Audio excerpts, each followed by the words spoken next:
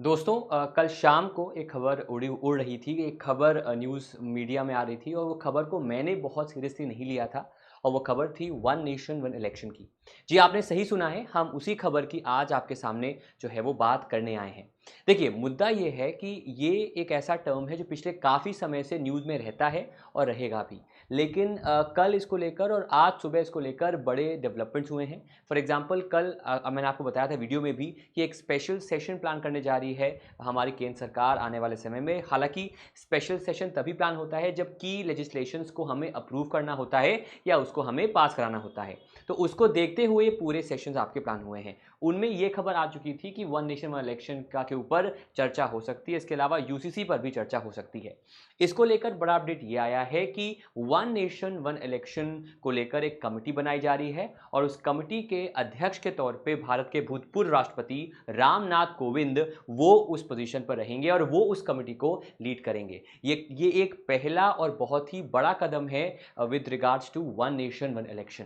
तो आइए इस वीडियो में अब हम जानते हैं one nation one election committee को लेकर क्या खबर आई है और इसका बैकग्राउंड क्या है, इसके पॉजिटिव्स क्या हैं, इसके नेगेटिव्स क्या हैं और आखिरी में कौन-कौन से ऐसे लोग हैं जो सपोर्ट करते हैं, कौन अपोज करते हैं और ऐसे, और ये बड़ा इंपॉर्टेंट सवाल है, ऐसे वो कौन से संविधान के संशोधन हमें करने पड़ेंगे, ऐसे वो कौन से कॉन्स्टिट्यूशनल अमेंडमेंट्स करने पड़ेंगे जो आगे चलकर आगे चलकर इसको इम्प्लीमेंट करने में बड़ा रोल प्ले करेंगे। सबसे पहले आइए आते हैं आज की खबर पे।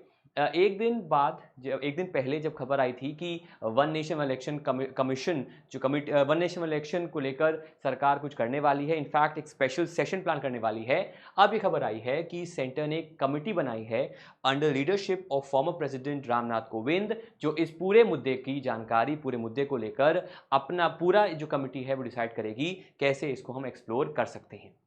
अब सवाल आता है, what is one nation one election?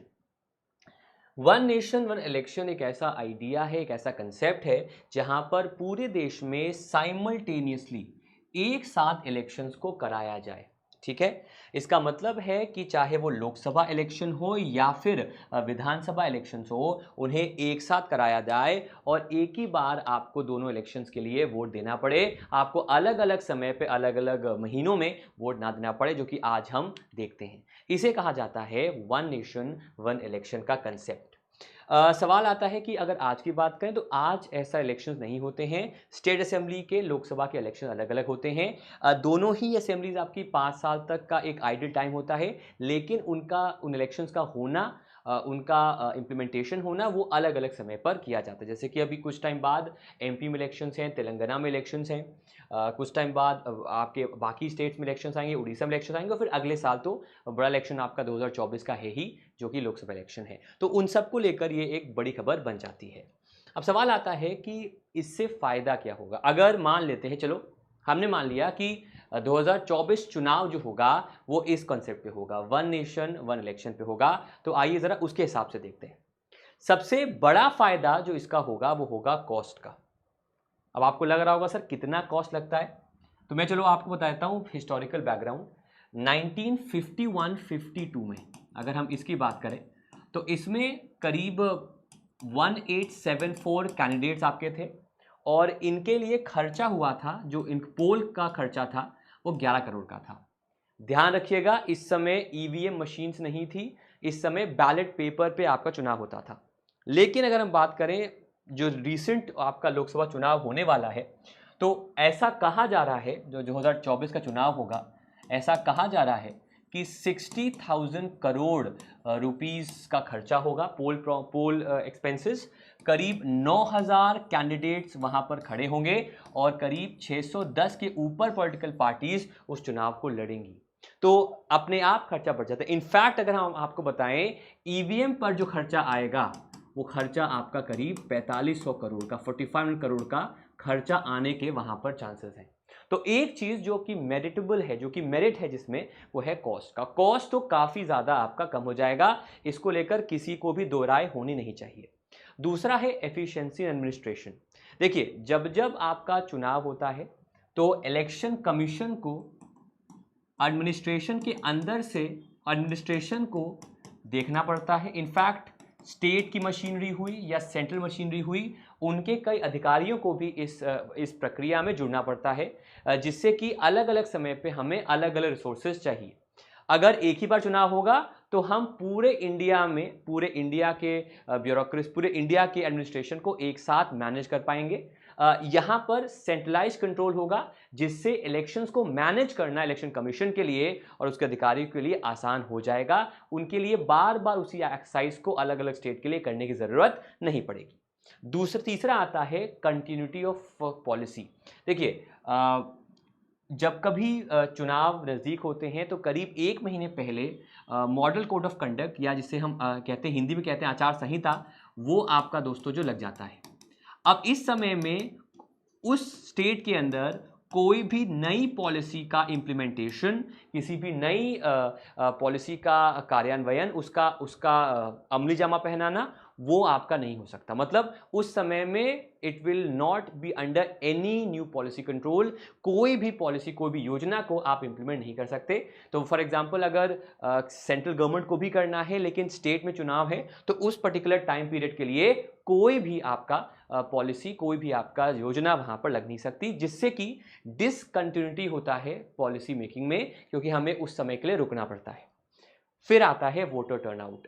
कई ऐसे स्टेट्स हैं जहां पर टर्नआउट बेहतर होता है, कई में बेहतर नहीं होता। इनफैक्ट डिपेंड करता है किस समय में चुनाव हो रहे हैं, चुनाव में उस स्टेट का माहौल कैसा है। लेकिन अगर एक ही बार चुनाव होगा, मतलब मैं अभी ईशा आश्रम गया था और वहाँ पर मेरे को 2 टाइम खाना खाना होता था, तो वो एक ओकेजन था कि भाई मेरे को इस समय खाना खाना है, तो वो एक ओकेजन फील हुआ मेरे को, और उससे मैं अब फील करता हूँ खाना खाना कितना इंपॉर्टेंट है। वैसे ही अगर 5 साल में एक ही बार चुनाव होंगे, तो जो वोटर टर्नआउट का जो एक संख्या है, वो भी अपने आप बढ़ जाएगा, बिकॉज लोगों के अंदर उत्साह होगा, लोगों के अंदर एक्साइटमेंट होगा, चुनाव में वोट करने का उनके अंदर एक मन करेगा। तो बहुत बड़ी स्टेटमेंट यहां पर है कि वोटर टर्नआउट बढ़ जाएगा। ऐसी संभावनाएं अगर वन नेशन इलेक्शन होता है तो हम मान सकते हैं।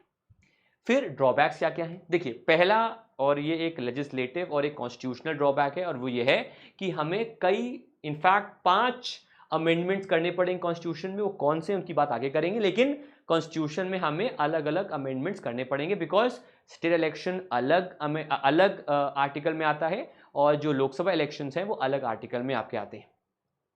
दूसरा मुद्दा जो है वो है national issues versus local issues. Karnataka, Tamil Nadu में अगर कावेरी डिस्प्यूट है, वो इशू नेशनल इशू नहीं है। अगर देश के अंदर इन्फ्लेशन है, तो वो राष्ट्रीय इशू पहले है, केंद्रीय स्टेट इशू बाद में है। नेशनल सिक्योरिटी एक नेशनल इशू है, लेकिन एक स्टेट के अंदर लोकल एडमिनिस्ट्रेशन वो एक लोकल इशू है। फॉर एग्जाम्पल, अगर हम बात करें तो लेट्स सपोज सूखा 4 से 6 से 8 स्टेट्स का इंपॉर्टेंट होगा, हो सकता है किसी स्टेट में इंपॉर्टेंट ना हो।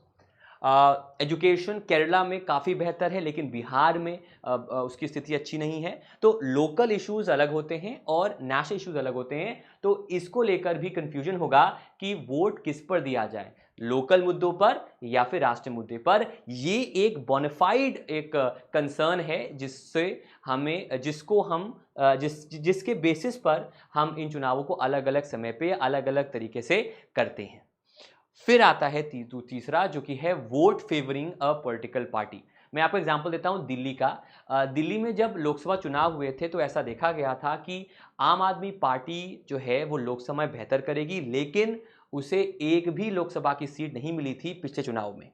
लेकिन जब उसके बाद आपके होते हैं वहाँ के असेंबली के चुनाव, वहाँ के विधानसभा के चुनाव, तो वहाँ पर उसने सुपड़ा साफ कर दिया। 67 सीट्स के आसपास उसके सीट्स आई थी। तो ये एक डिलेमा है, ये एक पहेली तो नहीं है, क्लियर साइन है कि जब लोकल मुद्दे पे चुनाव हुए तो वहाँ पर उस पार्टी ने सबसे अधिक वोट जीते, और जब उसी एरिया में लोकसभा चुनाव हुए तो वहाँ पर जो लोकसभा जो डोमिनेंट पार्टी है, जो नेशनल लेवल पर ज़्यादा प्रोमिनेंट और ज़्यादा एक्सेप्टेबल पार्टी है इस समय, उसने चुनाव को जीता। तो कहीं ऐसा तो नहीं होगा कि हम किसी एक पॉलिटिकल पार्टी को या किसी एक वेव के बेसिस पर लोकल एरिया स्टेट इश्यूज के आधार पे भी, स्टेट असेंबलीज में भी और लोकसभा में भी उसी पार्टी को वोट दें। इसको लेकर भी एक डाउट जरूर पनपता है, लेकिन अगेन इससे किसी न किसी पॉलिटिकल पार्टी का फायदा हो सकता है। कोई पार्टी हो सकती है, डिपेंडिंग अपॉन किस मुद्दे पर वोट दोस्तों जो हैं वो आपको दिए जाते हैं उस राज्य में, या अगर नेशन की बात करें ओवरऑल तो। अब आते हैं कि क्या इससे पहले ऐसा हुआ है, तो मैं आपको बता दूं कि इंडिया में ना शुरुआत ऐसे हुई थी। इंडिया में स्टेट असेंबली के चुनाव और लोकसभा चुनाव एक ही साथ होते थे। 51 में भी हुए थे, इनफैक्ट 67 तक चुनाव जो हुए थे स्टेट असेंबलीज के और लोकसभा के, वो एक साथ हुए थे, है ना।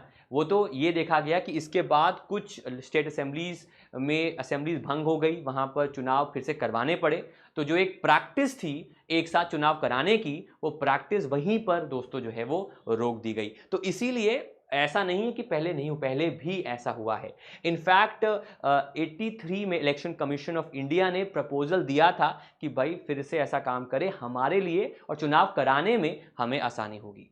इस आइडिया को 1999 में लॉ कमीशन ने सपोर्ट किया था, बिकॉज याद रखिएगा कि लॉ कमीशन सरकार द्वारा बनाया जाता है और उसका मेन मकसद होता है लॉ के अंदर बदलाव करना और चेंजेस लाना, जो कि देश के लिए हमारे अच्छा हो सकता है। फिर 2014 का इलेक्शन होता है और उसके मैनिफेस्टो में बीजेपी कैटेगोरिकली लिखती है कि वो आगे चलकर वन नेशन इलेक्शन करना चाहती है।